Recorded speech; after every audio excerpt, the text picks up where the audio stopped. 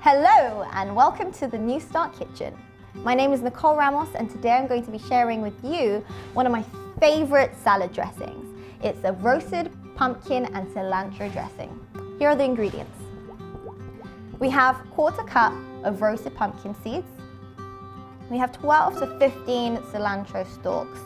So I think we probably have something like 13 in here. 1 cup of mayo. 1 tablespoon of lemon juice, 2 tablespoons of canned green chilies, 1/2 tablespoon of salt, and 2 cloves of garlic. And that's it. So we're gonna start by putting the mayo inside the blender. And this mayo I prepared earlier. It's under plant-based oil-free mayo in one of my videos. So be sure to check that out. So we're gonna put that mayo in there. And you can use any other mayo if you prefer, but this mayo is really tasty, so I suggest you try this one. Okay, that's already in there, and we're just gonna put our cilantro stalks in there.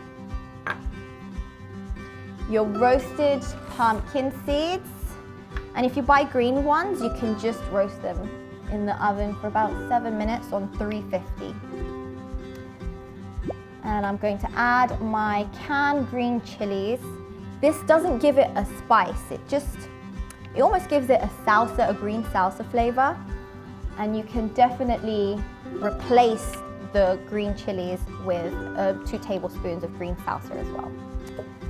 Okay, and that's it. We're going to blend for about 2 minutes, and you actually do need a high-speed blender for this recipe. Just because you've got those seeds, you've got those leaves, you want to be able to blend it in nicely.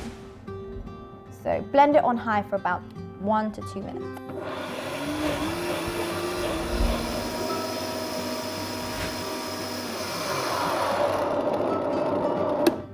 And that's that.